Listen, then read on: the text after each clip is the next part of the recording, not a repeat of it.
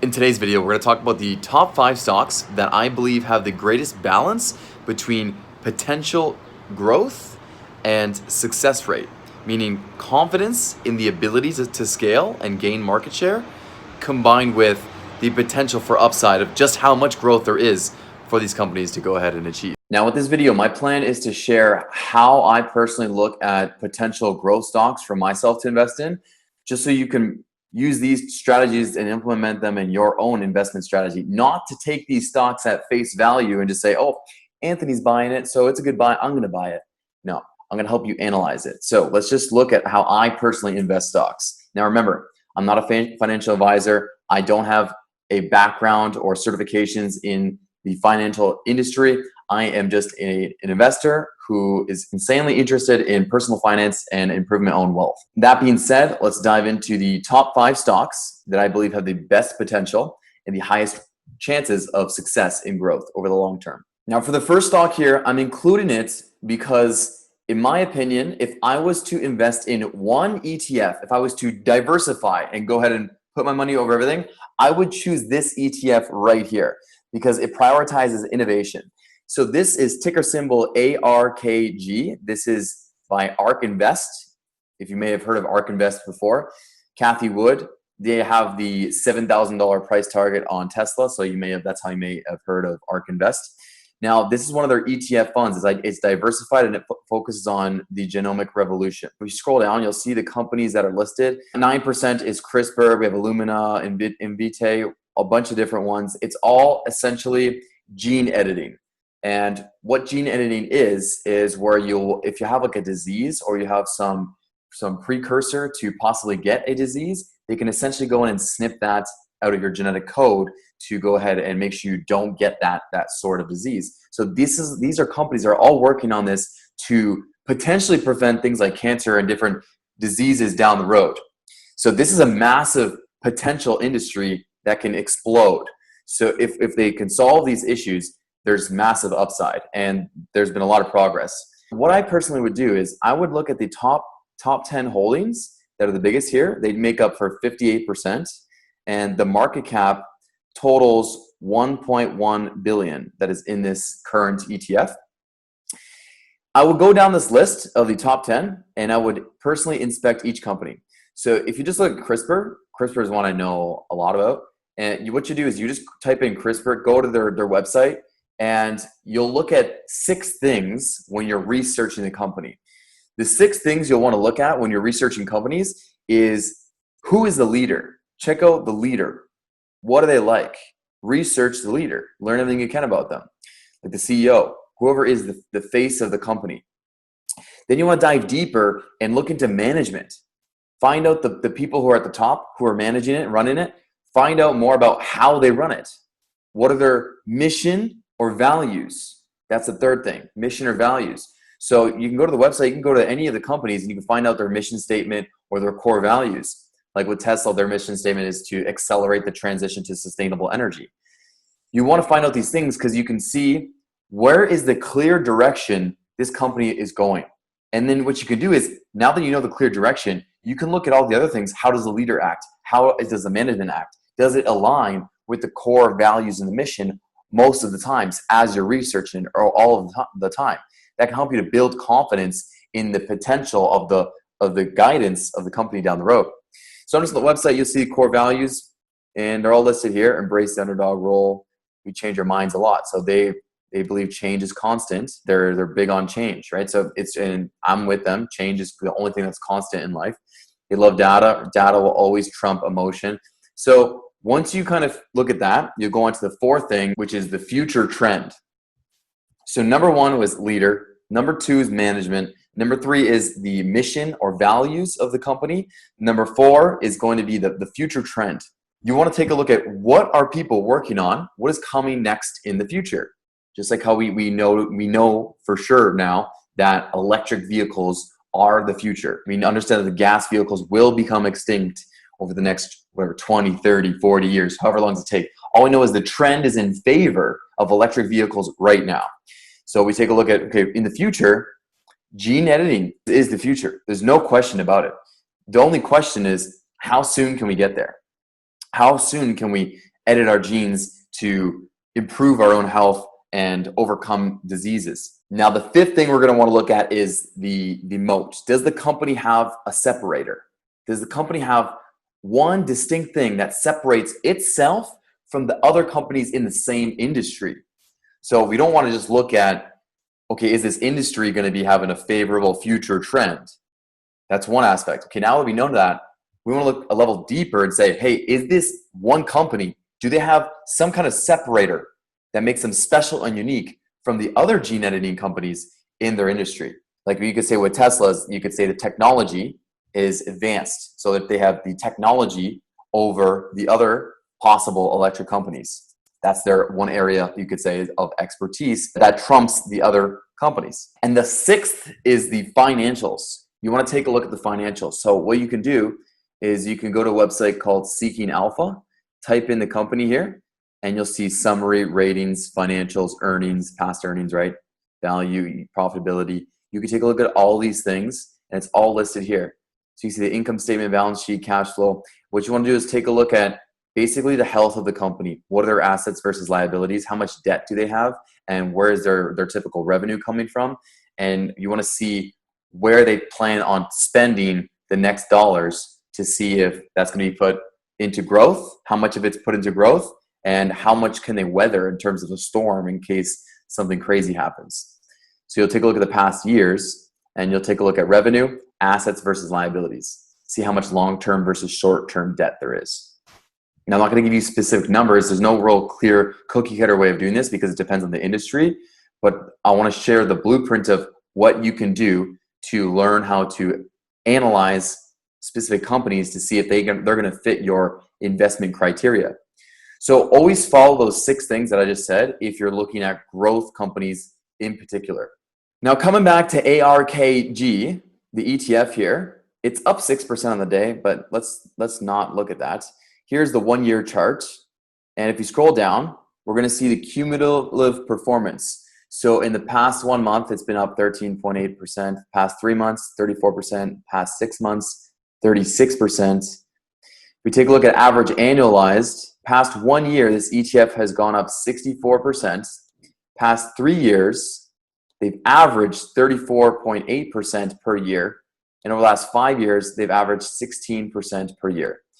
So I am a big fan of this ETF if you're looking to get somewhat more of a diversified approach. However, understand that it's diversified, but it's in one main industry, looking at mainly gene editing. All right, number 2, we have Virgin Galactic. Virgin Galactic. Now you're asking like, okay, Anthony, what is this major spec play here? What is this, another, you're trying to get another Nikola play here? No, I don't believe in Nikola long-term right now in terms of valuation that it's currently at because they haven't proven anything, in my opinion. However, that's for another video if you want to talk about that. When we're looking at Virgin Galactic, ticker symbol SPCE, I am a fan of this company, the future growth, for a few reasons. Number 1, it's run by Richard Branson, and number 2, Chamath P is a massive investor in Virgin Galactic, real early investor. In my opinion, he's an extremely successful investor. He helped grow Facebook in the early days of investing in it as well. And he has a lot of success in other startups like Palantir. So what we want to see is we want to go ahead and look at Virgin Galactic and compare those 6 metrics, like I said. So we cover the leader, Richard Branson, and we have the backing of Chamath. That gives us a little more confidence in it. Now, Virgin Galactic, their plan is to commercialize space travel for people to take a look at Earth from orbit and see what it looks like as a more of a pleasure ride, so people can experience what space is like. And they're selling, I believe they're selling each flight for about $200,000. So they're working towards getting that commercialized, the space travel, and looking at getting more people up into space to take a look at Earth. So they just go up and then they come back down. That's what they're starting with right now. The other reason why I am more bullish on the future growth is because of them signing the deal with NASA just as of today. And if we take a look, we check it with the future trend, yes, space is going to be huge in the future, and more companies are going to be wanting to capitalize on it. However, they're going to be technically the first movers going ahead with it. Obviously, SpaceX is ahead. SpaceX is more focused on moving us towards building bases on the moon so we can get to Mars. Like there's totally two different goals right now with these companies. What we do next is take a deeper look at the management and see how the companies run. Then we would go ahead and take a look at the mission and values. Again, quick Google search, you can check that out. And we would finally look at the financials. Now, you can honestly see it in most of your online brokers. If you search up the company, there's all these tabs here. You can click financials. I can personally on mine. But again, you can always go to Seeking Alpha and you can type in the ticker symbol, SPCE, or type in Virgin Galactic. You'll pull it up. Same idea. You'll check out the financials. One thing to keep in mind when we're going for growth companies, a lot of them are, of course, innovative companies that haven't grown to the massive scale like Apple and the Googles, right? So they won't typically post many profits. That's what makes them far more risky to go ahead and invest a large amount in, because again, it's technically quite risky to invest in a company that isn't really posting profits. You're betting on the company becoming profitable in the future. That's why you really need to make sure you're confident in the other metrics, the leader, the management, the moat, what separates them. Be confident that they can execute based on whatever the leader's saying and the management is looking like and where their mission and values are taking them. Then you go ahead and take a look at the future trend, make sure that that trend is in their favor, and double check with the financials. If you feel confident after looking at the financials, then you go ahead and move forward with that company. But again, take a look over time. Don't just look at everything once and say, okay, yep, this is it. I'm going to go all in on this one company.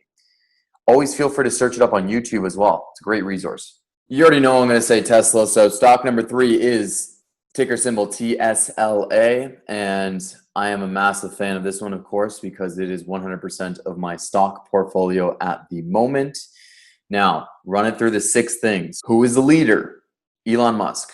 Take a look at the management. How do they run the company? Take a look at the moat. What separates Tesla from other auto manufacturers? Or you may not even look at it as an auto manufacturer. There's another question in itself. I personally look at Tesla as an all-in-one thing. I don't even label it just a technology company, or I don't label Tesla a car company, automotive, or an energy company. In my opinion, they're mainly an energy and technology company, but you can't just completely dismiss the fact that they sell a lot of automotive vehicles. So in my opinion, they are an energy company, an automotive company, and a technology company, all 3 combined, which in my opinion makes them closer to compare as an Apple, because an Apple encompasses a large variety of things, not just phones or not just computers. They got apps in the store, Apple Music, got a whole bunch of other things going on rather than just phones or just laptops. So the moat, if you want to talk about the moat, it's literally endless. Battery technology that they have, where they're ahead. You can talk about their autopilot, where they're ahead. You can talk about profit margins on all their vehicles that are ahead of any other auto manufacturer. You can simply look at their pace of innovation as a moat in itself, that there's no other company that is innovating as quickly as Tesla is. You can also talk about the scale. There's proof right now. If you take a look at just how fast they're scaling in terms of all the factories going up and how fast the factories are being built, how fast everything's being scaled up, that's another moat. You can look at the fact that they're a car company, but you try to compare it to another car company, but they have solar going on. They have revenue from autopilot going on that these other companies don't have. So all these things combined, they just add and add and add on their moat, what separates them from everyone else. Now we look at the future trend.